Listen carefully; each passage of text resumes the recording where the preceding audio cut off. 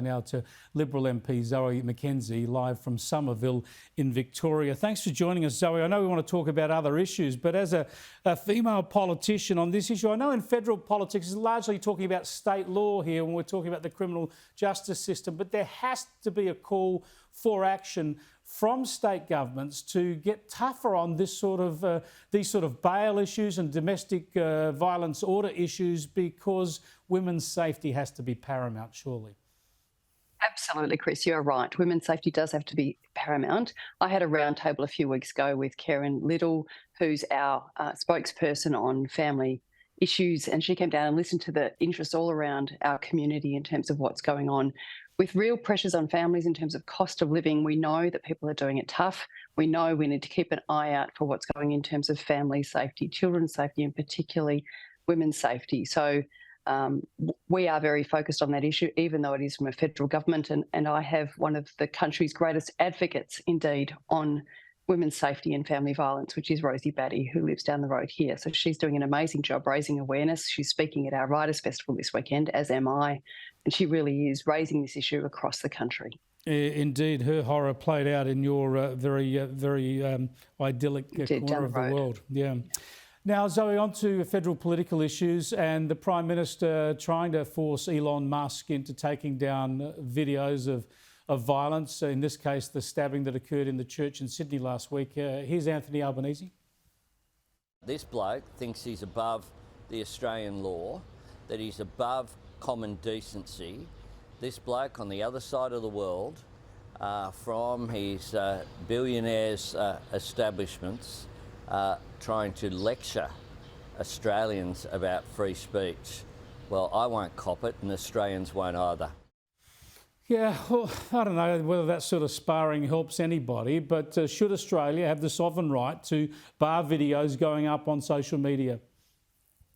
I think as a country we need to have a proper conversation about social media and indeed internet use that's gone beyond tech for good to tech for bad for tech for terrible, which is something I spoke about in my maiden speech. We must have a proper conversation in this country. If you look at the impact of too much technology on young people and indeed too much social media, you can see the effect it's having on learning, the effect that's having on mental health. But then it goes beyond that. It's the effect it's having in terms of danger, in terms of child sexual abuse material, and then beyond that in terms of extremism, going down the rabbit hole, the dangers that provides to people, and equally the risk we have of foreign interference. It's time we have a proper conversation in this country about technology for bad and technology for terrible. That doesn't mean blanket bans of certain platforms, but it does mean that we look at options for proper regulation to get rid of some of the worst extremes we see, largely algorithmically fueled, if I can say that, autoplay attitude, which drives people into more and more extreme content with each minute.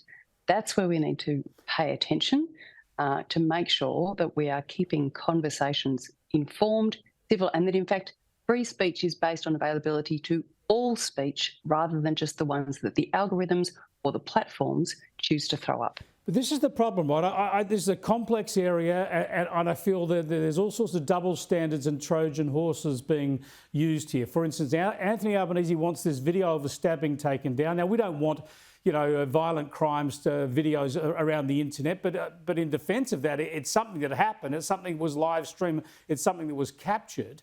At the same time, Anthony Albanese is talking about bringing in misinformation laws, which would actually allow governments to censor all sorts of debates, political and otherwise, online. And at the same time, Anthony Albanese seems to be doing nothing about hate preachers whose videos are still online in this country, demonising Jewish people and other infidels and encouraging people towards violence. So this whole suite of rhetoric and intent doesn't quite add up.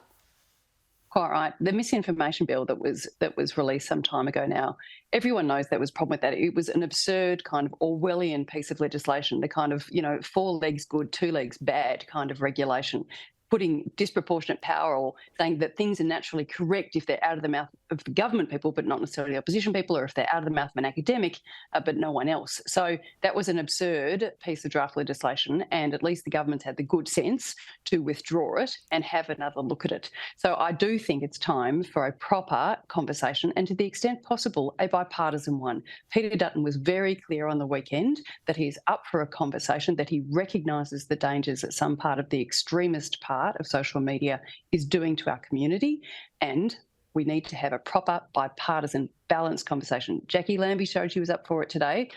So it could be a whole of Parliament conversation, and it needs to be.